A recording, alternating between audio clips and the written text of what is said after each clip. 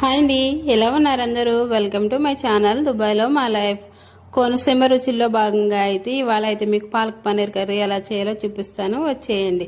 ముందుగా అయితే 2 పాలకూర కట్టలు అయితే శుభ్రం చేసి పక్కన పెట్టుకున్నాను. 1 లీటర్ నీళ్ళు అయితే ఇలా మరిగించుకోవాలి. మరిగించుకుంటున్నప్పుడు అయితే మనం శుభ్రం చేసి పెట్టుకున్న పాలకూర అయితే యాడ్ చేసుకుని 3 నుంచి 5 నిమిషాలు అయితే ఉడికించుకోవాలి.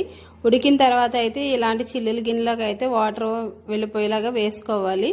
వాటర్ అంతా పోయిన తర్వాత పక్కన పెట్టుకుని వేరే బాండీలో అయితే మనం ఆయిల్ పోసుకుని అందులో దాల్చిన చెక్క, లవంగాలు, 10 జీడిపప్పులు, 5 పచ్చిమిర్చిలు వేయించుకోవాలి.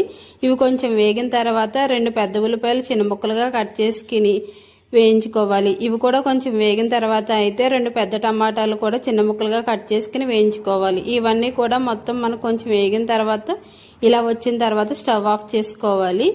ముందుగా మనం ఉడికించి పెట్టుకున్న పాలకూరను పేస్ట్ చేసుకోవాలి. బాగా మెత్తగాను పాలకూర పేస్ట్ చేసుకుని పక్కన పెట్టుకున్నాక ఉల్లిపాయ టమాటా ముక్కలు కూడా పేస్ట్ చేసుకోవాలి. ఇలా 2 కూడా పేస్ట్ చేసుకుని పక్కన పెట్టుకుని అదే బాండీలో అయితే కొంచెం ఆయిల్, కొంచెం నెయ్యి యాడ్ చేసుకోవాలి. 2 స్పూన్ల లాగా. 1 స్పూన్ జీలకర్ర, కొన్ని కరివేపాకు రేకులు వేసుకుని 2 స్పూన్లు అల్లం వెల్లుల్లి పేస్ట్ వేసి పచ్చివాసన పోయేంత వరకు వేయించుకోవాలి. ఇవన్నీ కొంచెం వేగిన తర్వాత చిటికెడు పసుపు, మీ రుచికి తగినట్లుగా కారం, నేనైతే 1.5 స్పూన్ యాడ్ చేశాను. ఇందులో అయితేని 1.5 స్పూన్ సాల్ట్ యాడ్ చేశాను. ఉప్పు కారం అయితే మీరు మీ రుచికి తగినట్లుగా యాడ్ చేసుకుని అవి కొంచెం వేగిన తర్వాత అయితే ముందుగా మనం పేస్ట్ చేసి పెట్టుకున్న ఉల్లిపాయ టమాటా పేస్టు ఇంకా పాలకూర పేస్ట్ అన్నీ యాడ్ చేసుకుని ఒకసారి తిప్పుకోవాలి. తర్వాత అయితే 1 స్పూన్ ధనియాల పొడి, 1.5 స్పూన్ గరం మసాలా పొడి యాడ్ చేశాను. ఇవన్నీ వేసిన తర్వాత ఒకసారి తిప్పి మనం ముందుగా పేస్ట్ చేసి పెట్టుకున్న గిన్నెలో అయితే జస్ట్ కడిగి వాటర్ యాడ్ చేస్తాను అంతే.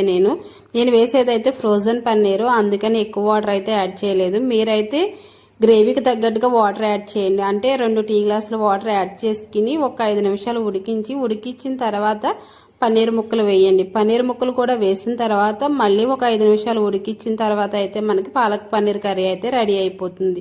ఇలా వచ్చిన తర్వాత అయితే స్టవ్ ఆఫ్ చేసుకోవడమే. లాస్ట్గా అయితే కసూరి మేతి యాడ్ చేసుకోవడమే. కసూరి మేతి లేకపోతే కొత్తిమీర కూడా యాడ్ చేసుకోవచ్చు. ఈ కర్రీకి సంబంధించి ఫుల్ వీడియో చూడాలనుకుంటే నా యూట్యూబ్ ఛానల్లో ఉంది, చూసేయండి. నా వీడియో నచ్చినట్లయితే నా ఛానల్ లైక్, షేర్, సబ్స్క్రైబ్.